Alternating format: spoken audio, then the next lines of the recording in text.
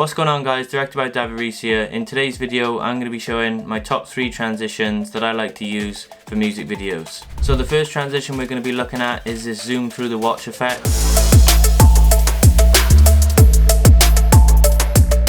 The next transition we're going to be looking at is this crazy textured transition.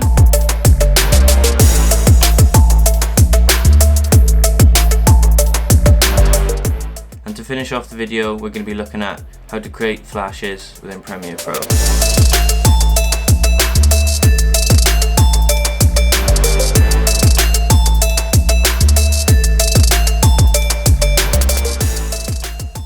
So guys, this is going to be a long video, so make sure you sit back, watch and enjoy. So first of all, you want to obviously have a shot with a watch or maybe a car badge or kind of anything. But it has to be done on the right clip, otherwise it can look quite tacky. Let's use this clip of the watch, and what we're going to do is we're going to zoom into the clip and we're going to come one frame before the end, and then we're going to right click on it and then add frame hold. What this is going to do is cut the clip, and basically this clip is now a screenshot basically.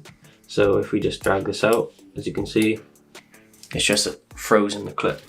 So what we're going to do now is we're going to drag it over our next clip a little bit, like so. So we should have it just freeze.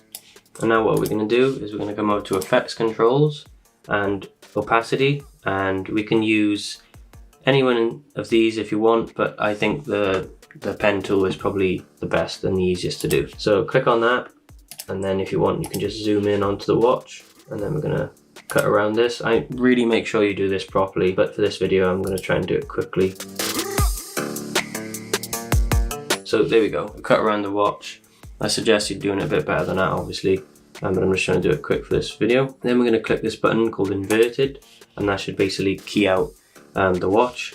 And then a little mask feather, kind of want to click that a little bit, and maybe a mask extension just a little bit as well, just to smoothen the edges out. So now we should have something like this. So we go back and then our watch is just kind of cut out and you can see our video playing in the background. So now what we're going to do on the freeze frame clip is we're going to add position and scale keyframes.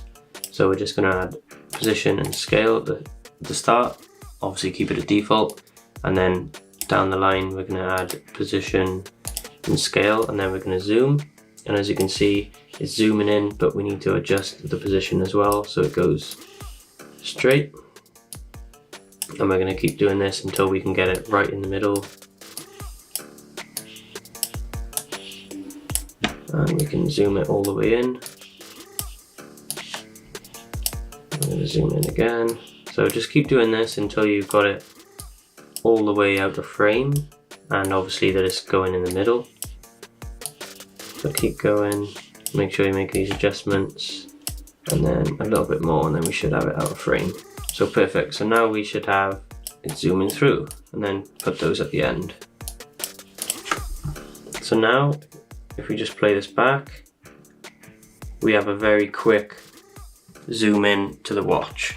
Now this is a very quick one. You can make this slower by just dragging the clip out, and then dragging the keyframes over to the end, and then this will make you zoom in a lot slower. It really depends on what look you're going for. Sometimes doing it really quick works, sometimes, you know, slowing it down is better. So I think that looks okay, and it zooms into the next clip really nicely. Now we can just add a flash. If we just go to adjustment layer, and then let's come over to effects and type in flash. Now if you have your own flashes, that's fine, use your own. These are just the ones that are on my website, so you can literally look, there's loads of different flashes in here you can choose. So I'm just going to choose number 2, simple flash, and then let's line these up like so. A nice cool zoom in flash effect, which looks really cool.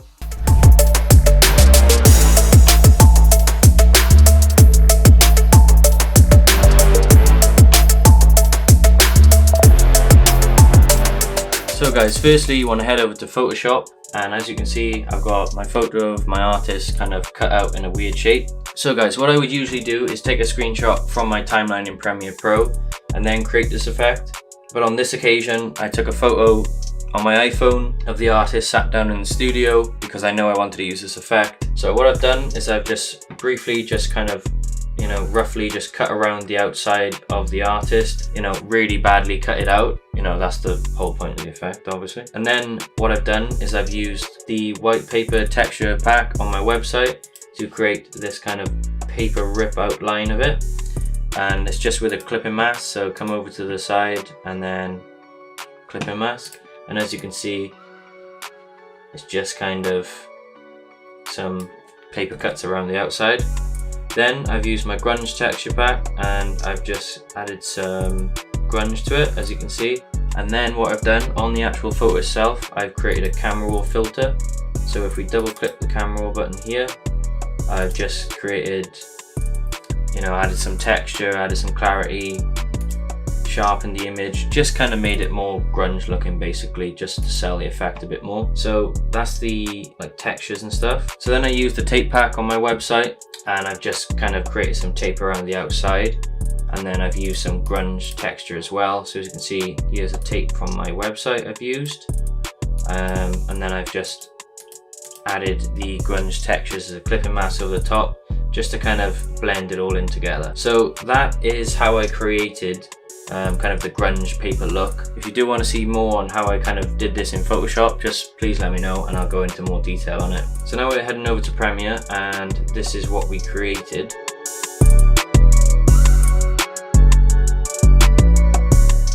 So guys, we've jumped over to Premiere Pro now and we've just dragged our photo onto our timeline. As you can see, the 3 photos here is what we're going to use for this effect. We're going to be using 3 of them. You can use as many as you want, but 3 is always good. So as you can see, our photo pops up here and then disappears. So what we're going to do on our second photo, we're just going to drag across a couple of frames. Doesn't really matter because you can change it afterwards.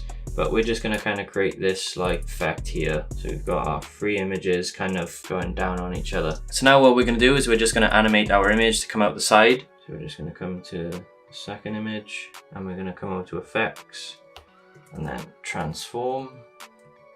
And we're going to drag transform onto our image 2. I'm going to come to effects controls and we're just going to hit some keyframes on the start of the image. And then we're going to come over and we're going to slide the image out so it comes out like so. So it should come out something like this. So we're just going to add a little rotation just to make it pop out a little bit like so. So it kind of comes out of the side. So we're just going to drag these positions across. I think that looks good, and then the rotation, just rotate a little bit, like 12 maybe, so it just shoots out from the side. Then we're going to do the same on the last photo, is we're going to come over to effects, drag transform on our photo, and then we're going to do exactly the same. So we're going to make sure we've got our keyframes at the start, so keyframe these, and then go over, make a slight rotation on the other side, and then drag our clip over a little bit like so. So now we should have our images coming out of each other like that. So we're gonna make our main photo last the longest and then our other ones to cut out shortly after. So you should have something that looks something like this on your timeline, where there's like your main photo lasts the longest, your second one is the second longest, and your third is the third shortest on your timeline. So you should have something like that. So now we're going to head over to effects. So we're going to type in flash and then we're going to scroll down and then we're going to go to the fast movement flash number 10 and we're going to drag that onto our flash clip. And then with the speed, we're going to type in speed and then we're going to drag number 17 on, just drag that one on like so. So now we should have something like this, which is a nice little shake, which looks quite cool. So just before this starts, we're gonna get an adjustment layer. So we just drag our adjustment layer on, and then go to speed and speed transition, and let's just drag on number 3. So we drag that on, then we're going to hold Option on our keyboard and drag it up to duplicate it, and let's line it up with this first photo, just something like this.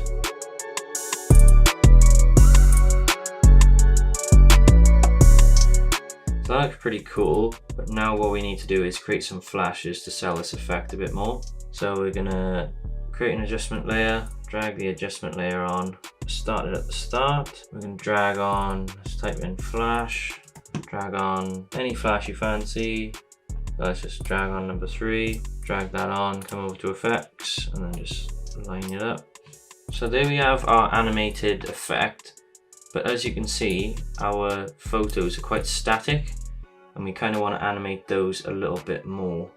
So what we're going to do is we're going to duplicate this speed effect we created earlier by holding Option. We're going to come across to our photos and we're going to line them up on our photos, and make sure this is above your photos, so this will actually apply to the clips below it. And then we're going to drag this one across. So we should have a really cool animated effect there, and then we can add a nice flash towards the end. So just copy a flash from earlier, and let's make sure we line them up, so you can select the keyframes and then drag them across.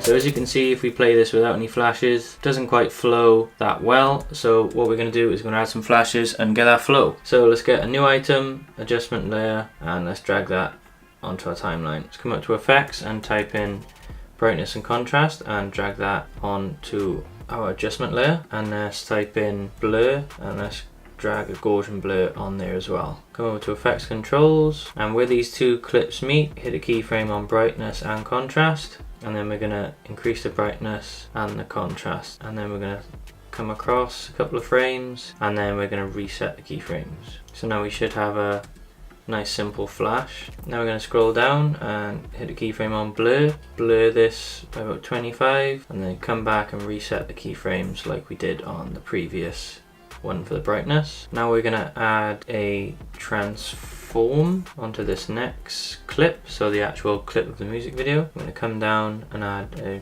keyframe on position, keep it at 100 at the start, and then we're going to add 125 at the end. We should have a flash with a zoom, and now we're going to create another adjustment layer. We're just dragging our old one on, and then we come over to effects. We're going to type in brightness and contrast again, and then this time we're going to create our brightness and contrast layer here, and then we're going to click the brightness and contrast and then Command C and Command V to copy it, so it basically duplicates it. And then we're going to come back a couple of frames and reset the both of them, and then we can drag these, hold Option and then paste it over. But if we want to make this a bit longer, we can drag these out to make the flash last a bit longer. Just drag these out, make the flash. So you can see our flash is lasting a bit longer. We're going to add an adjustment layer. Make sure we shorten that adjustment layer down a bit. Add another brightness and contrast, and then in the middle where the two clips meet, come back a bit, reset, and then reset them again. Again, we're going to add an adjustment layer to this one. And we're going to create a brightness and contrast, type in transform, and we're going to use a transform, and then blur. We're going to use directional blur this time for this one. Come to the middle where the two clips meet, and we're going to hit scale. We're going to 130, come back a little bit, and then reset that keyframe, and then back a bit again. So we should have a zoom. Compensate that zoom, we need some motion blur. So this is where the directional blur comes in. Come back again, and then reset these keyframes. So this directional blur just sells the effect a little bit more. So there's the zoom, add our brightness and contrast back up top again, like so, and then come back and then reset these keyframes. So we should have a really quick zoom. If you want to make the effect last a bit longer, what you can do is you can just select all your keyframes and just drag them out, and then the same on the out point, so then the effect lasts a bit longer.